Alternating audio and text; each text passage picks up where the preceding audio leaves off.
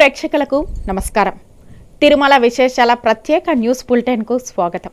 ఇక ఈ వారం తిరుమల క్షేత్రం విశేషాలు చూద్దాం.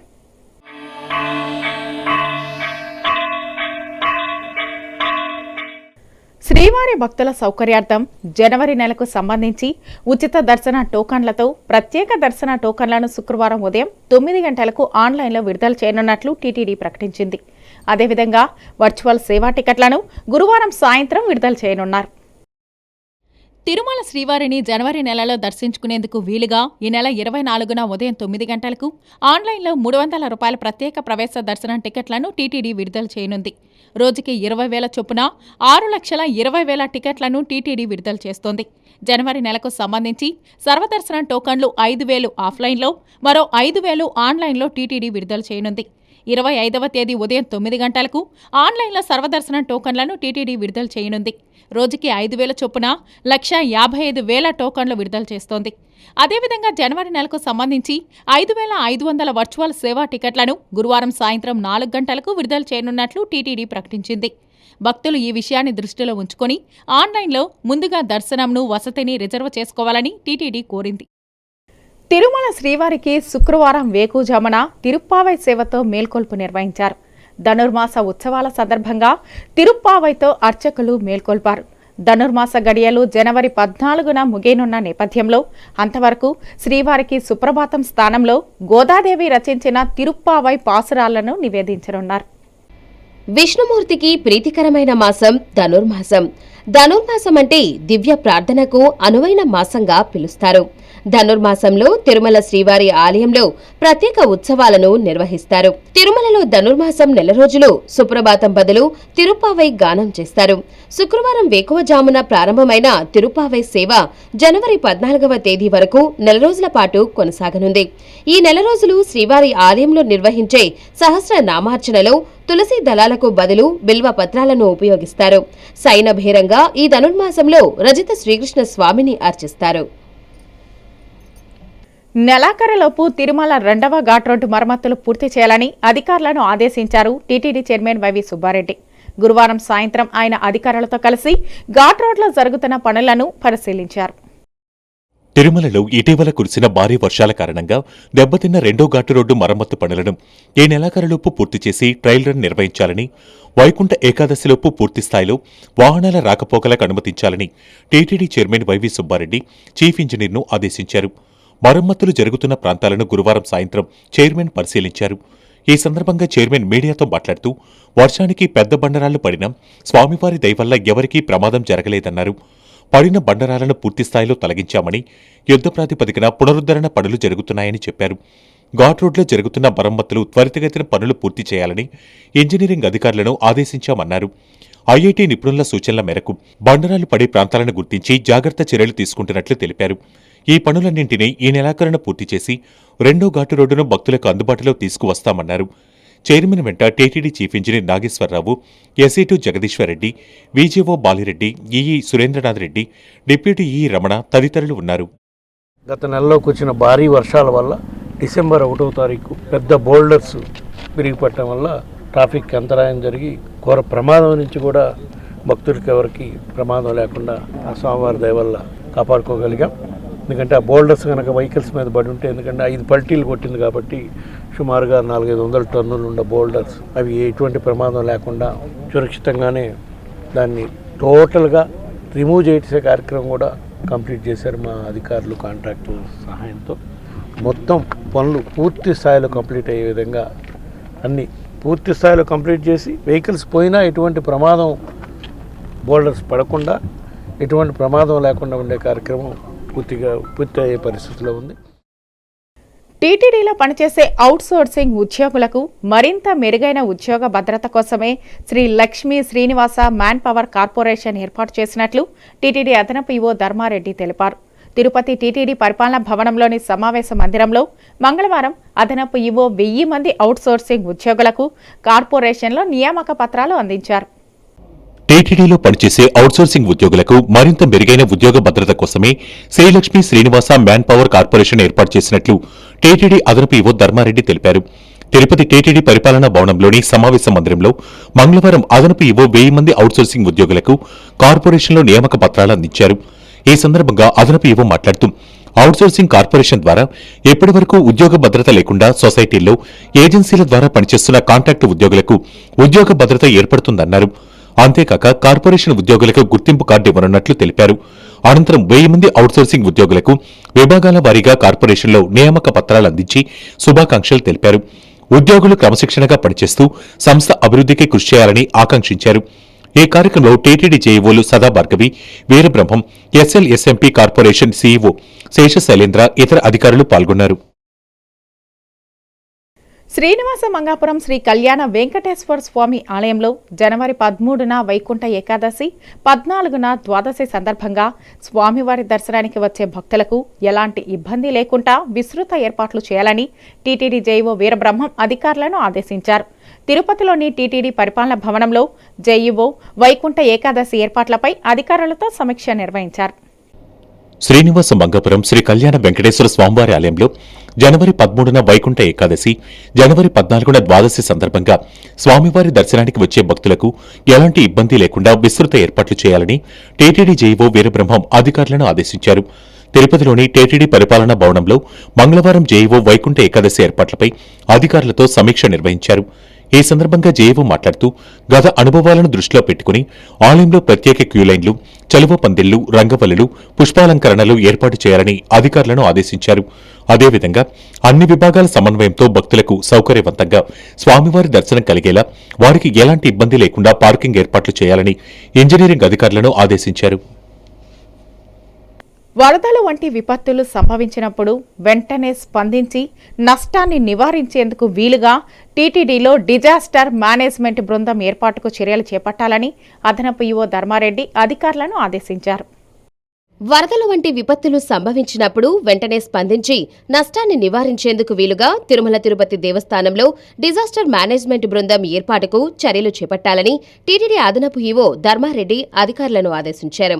సోమవారం 2వ ఘాట్ రోడ్లో జరుగుతున్న మరమ్మతు పనులను పరిశీలించిన ఆయన జనవరి 10లోగా పూర్తి చేయాలని అన్నారు. వరదలు వంటి విపత్తులు వాటిల్లినప్పుడు ఎలా స్పందించాలనే అంశంపై ఈవో జవహర్ రెడ్డి ఆదేశాల మేరకు తిరుమలలోని తన కార్యాలయంలో సంబంధిత అధికారులతో ధర్మారెడ్డి సమీక్షించారు. అదేవిధంగా దశల వారీగా ప్లాస్టిక్ బ్యాగులు, ప్యాకింగ్ మెటీరియల్, బొమ్మలను తిరుమలకు దూరం చేయాలని అన్నారు. సమీక్షలో జేఈఓలు సదాభార్గవి, వీరబ్రహ్మం, సివిఎస్ఓ గోపీనాథ్ జెట్టి, సిఈ నాగేశ్వరరావు, ఎస్సీ జగదీశ్వర్ రెడ్డి తదితరులు పాల్గొన్నారు. తిరుపతిలోని ఎస్పీ గోశాలను మరింత ఆదర్శవంతంగా తీర్చిదిద్దాలని అధికారులను ఆదేశించారు టీటీడీ ఈవో జవహర్ రెడ్డి. శనివారం సాయంత్రం టీటీడీ పరిపాలనా భవనంలో ఈవో అధికారులతో సమీక్ష నిర్వహించారు. రాష్ట్రంలోని ప్రతి జిల్లాలో ఒక గోశాల ఏర్పాటులో భాగంగా పైలట్ ప్రాజెక్టుగా మొదట చిత్తూరు జిల్లా తిరుపతిలో గల ఎస్వీ గోశాలను ఆదర్శవంతంగా తీర్చిదిద్దాలని TTD EO KS Jawahar Reddy అధికారులను ఆదేశించారు. తిరుపతిలోని టీటీడీ పరిపాలనా భవనం సమావేశ మందిరంలో శనివారం సాయంత్రం ఈవో ఎస్వీ గోశాలపై సమీక్ష నిర్వహించారు. ఈ సందర్భంగా ఈవో మాట్లాడుతూ తిరుపతి పలంనేరులోని గోశాలలను రాజస్థాన్లోని పత్మేడ గోశాల వారి నిర్వహణలో ఉంచడమా లేదా వారి సూచనలతో అభివృద్ధి చేయాలన్న అంశాలపై తగిన చర్యలు తీసుకోవాలని అధికారులను ఆదేశించారు. తిరుమలలోని గోశాలను అభివృద్ధి చేసి నవనీత సేవను నిరంతరాయంగా కొనసాగించేందుకు వీలుగా గోశాల నిర్వాహకులతో ఎంఓయూ కుదుర్చుకోవాలని అధికారులకు సూచించారు. తిరుపతిలో జరిగిన గో సమ్మేళనంలో చేసిన తీర్మానం మేరకు గో సంరక్షణ కోసం భారత ప్రధానమంత్రికి, హోంమంత్రికి నివేదించాల్సి ఉందని, ఆ దిశగా చర్యలు తీసుకోవాలని గో సమ్మేళనం కమిటీ సభ్యులను కోరారు. ఈ సమక్షంలో జేఈఓ వీరబ్రహ్మం, బోర్డు మాజీ సభ్యులు శివకుమార్, ప్రకృతి వ్యవసాయ రైతు విజయరాం, చీఫ్ ఇంజనీర్ నాగేశ్వరరావు, గోశాల సంచాలకులు doctor Harinath Reddy, veterinary varsity professor Naidu పాల్గొన్నారు. తిరుపతి శ్రీ గోవిందరాజస్వామి వారికి 1,20,000 రూపాయల విలువ చేసే బంగారు పూత పూసిన రాగి ఆభరణాలను ఆలయ పరిచారకులు కానుకగా అందజేశారు. తిరుమల తిరుపతి దేవస్థానం అనుబంధ ఆలయమైన తిరుపతి శ్రీ గోవిందరాజస్వామి వారికి 1,20,000 రూపాయల విలువైన బంగారు పూత వేసిన రాగి ఆభరణాలను మంగళవారం ఆలయ పరిచారకులు కానుకగా సమర్పించారు. ప్రత్యేక శ్రేణి డిప్యూటీ ఈవో రాజేంద్రుడికి వీటిని అందించారు. ఇందులో ఉత్సవమూర్తులకు అలంకరించే 6 కిరీటాలు, 12 కర్ణపత్రాలు ఉన్నాయి. ఈ కార్యక్రమంలో టెంపుల్ ఇన్స్పెక్టర్ కామరాజు, ఆలయ అర్చకులు, పరిచారకులు పాల్గొన్నారు. వైఎస్ఆర్ కడప జిల్లా పరిషత్ చైర్మన్ ఆకేపాటి అమర్నాథ్ రెడ్డి 19వ తిరుమల పాదయాత్ర సోమవారం రేణిగుంట మండలం నుంచి బయలుదేరింది. ప్రతి ఏడాది పదకవిత పితామహుడు తాళ్లపాక అన్నమాచార్యవారు నడిచిన మార్గంలో వెళ్లడం ఆనవాయితీగా వస్తోంది. వైఎస్సార్ కడప జిల్లా పరిషత్ చైర్మన్ అమర్నాథ్ రెడ్డి ప్రతి సంవత్సరం వందలాది మంది భక్తులతో కలిసి పదకవిత పితామహుడు తాళ్లపాక అన్నమాచార్యవారు నడిచిన మార్గంలో తిరుమలకు వెళతారు. అందులో భాగంగా ఆయన చేపట్టిన తిరుమల యాత్ర ఆదివారం రాత్రి రేణిగుంట మండలం కుక్కలదొడ్డికి చేరుకుంది. వీరికి స్థానిక వైసీపీ నాయకులు ఘనంగా స్వాగతం పలికారు. అనంతరం సోమవారం ఉదయం వేకుజామున అన్నమయ్య నడిచిన కాలిబాటలో తిరుమలకు బయలుదేరి వెళ్లారు. తిరుమల శ్రీ వెంకటేశ్వర స్వామి భక్తుల కోరిక మేరకు అన్నమయ్య మార్గం అభివృద్ధి చేయాలని టీటీడీ నిర్ణయించడం పట్ల ప్రభుత్వ chief whip Srikanth Reddy, Kadapa ZP chairman Amarnath Reddy హర్షం వ్యక్తం చేశారు.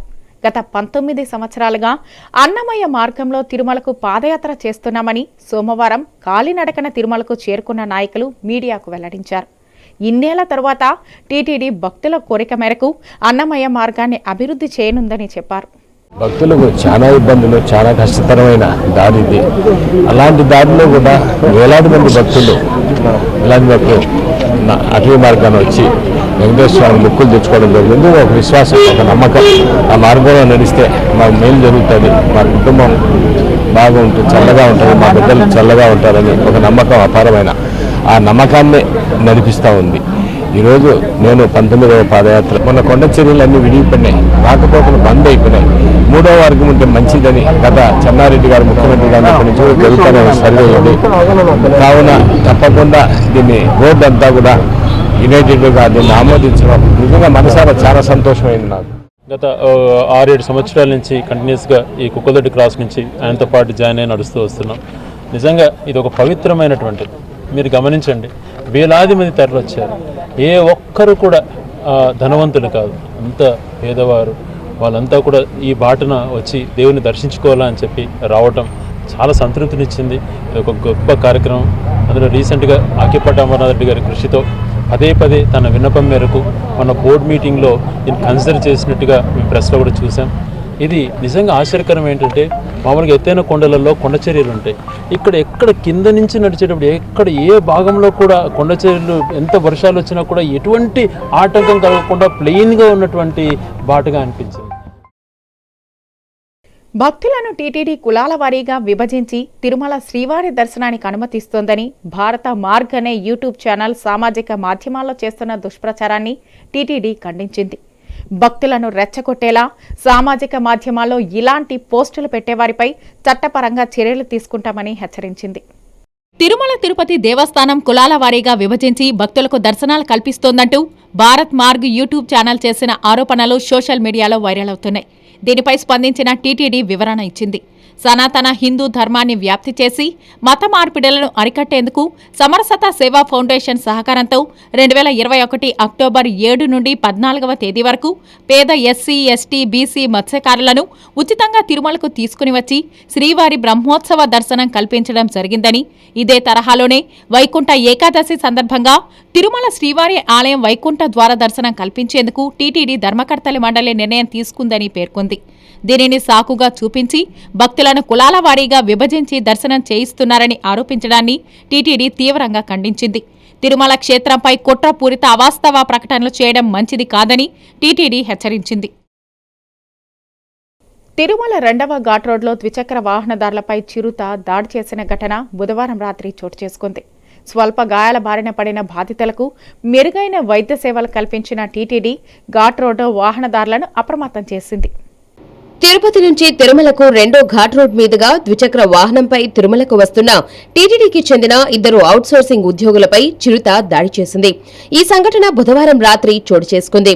బాధితులు తెలిపిన వివరాల ప్రకారం తిరుమల వరాహస్వామి అతిథి గృహంలో ఎలక్ట్రీషియన్ గా పనిచేస్తున్న తిరుపతికి చెందిన రామకృష్ణ, ప్లంబర్ గా పనిచేస్తున్న ఆనందయ్యలు విధులలో భాగంగా వీరు తిరుమలకు వస్తుండగా వినాయక స్వామి ఆలయం దాటిన తరువాత 2 కిలోమీటర్ దగ్గర రోడ్డును దాటేందుకు వేచి ఉన్న చిరుత వీరి వీరిపై దాడి చేసింది.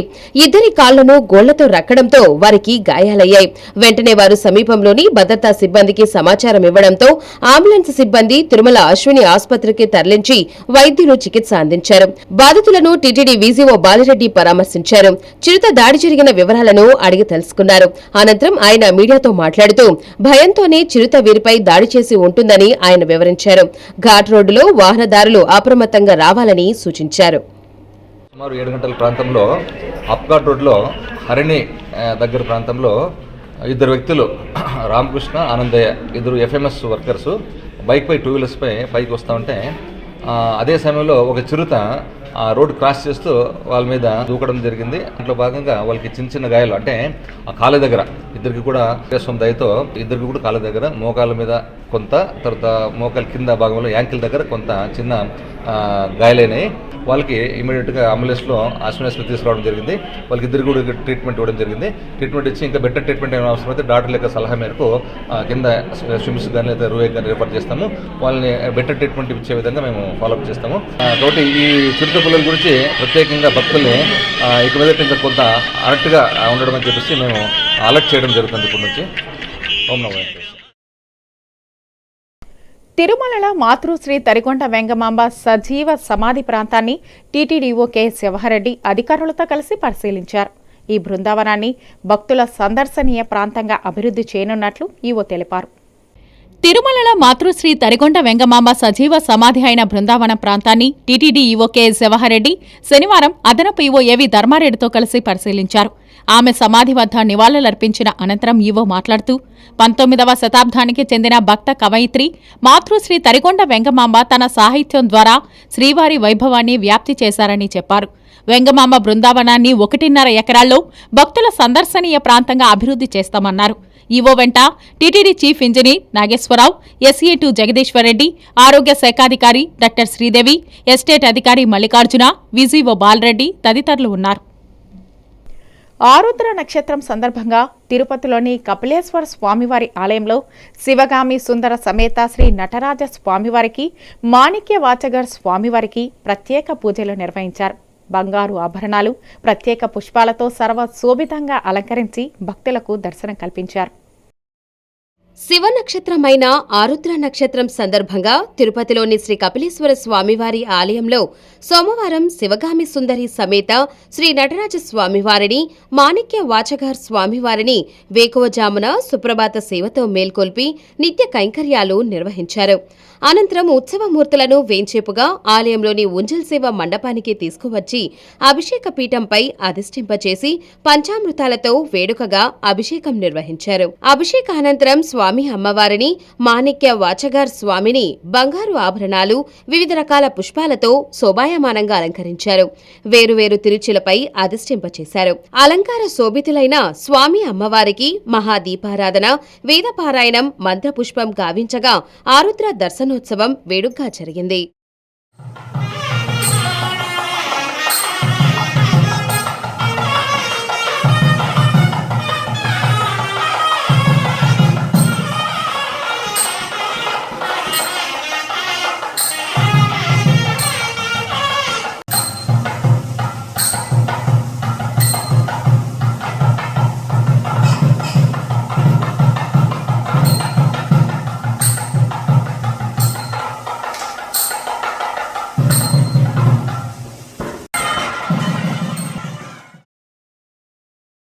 తిరుమల శ్రీవారి ఆలయంలో ఆదివారం రాత్రి పౌర్ణమి గరుడ సేవ వైభవంగా జరిగింది. ఈ సందర్భంగా శ్రీ మలయప్ప స్వామివారు గరుడ వాహనంపై తిరుమాడ వీధుల్లో ఊరేగుతూ భక్త కోటికి దర్శన భాగ్యం కలిగించారు. తిరుమల శ్రీవారి ఆలయంలో ఆదివారం రాత్రి పౌర్ణమి గరుడ సేవ జరిగింది. రాత్రి 7 నుండి 9 గంటల నడుమ సర్వాలంకర భూషితుడైన శ్రీ మలయప్ప స్వామివారు గరుడునిపై ఆలయ మాడవీధుల్లో భక్తులకు దర్శనమిచ్చారు. పౌరాణిక నేపథ్యంలో 108 వైష్ణవ దివ్య దేశాలలోనూ గరుడ సేవ అత్యంత ప్రాముఖ్యతను సంతరించుకుంది. గరుడ వాహనం ద్వారా స్వామివారు దాసానుదాస ప్రపత్తికి తాను దాసుడనని తెలియచెబుతారు. అంతేకాక జ్ఞాన వైరాగ్య ప్రాప్తి కోరే మానవులు జ్ఞాన వైరాగ్య రూపాలైన రెక్కలతో విహరించే భగద దిష్టుదుడైన గరుడుని దర్శిస్తే సర్వ పాపాలు తొలగుతాయని భక్తకోటికి తెలియజెబుతున్నాడు. ఈ కార్యక్రమంలో శ్రీ తిరుమల పెద్దచియార్ స్వామి, శ్రీ తిరుమల చిన్నజియార్ స్వామి, ఆలయ deputy EO Ramesh Babu, VGO Balireddy తదితరులు పాల్గొన్నారు.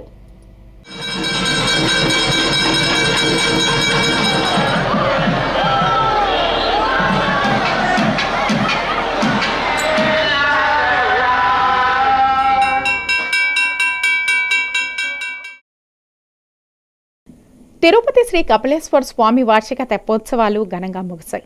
5వ రోజైన ఆదివారం మనోన్మణి సమేత శ్రీ చంద్రశేఖర స్వామి, చండికేశ్వర స్వామివారు భక్తులను కటాక్షించారు. ఊంజల్ సేవ మండపంలో కొలువు ఏకాంతంగా జరిగింది. తిరుపతిలోని శ్రీ కపిలేశ్వర స్వామివారి ఆలయంలో 5 రోజుల పాటు జరిగే వార్షిక తెప్పోత్సవాలలో చివరి రోజు ఆదివారం సాయంత్రం కామాక్షి సమేత శ్రీ కపిలేశ్వర స్వామి, చండికేశ్వర స్వామివారి ఉత్సవమూర్తులను ఊంజల్ సేవ మండపానికి తీసుకొచ్చారు. స్వామి అమ్మవారిని మనోన్మణి సమేత శ్రీ చంద్రశేఖర స్వామిగా అలంకరింపజేశారు.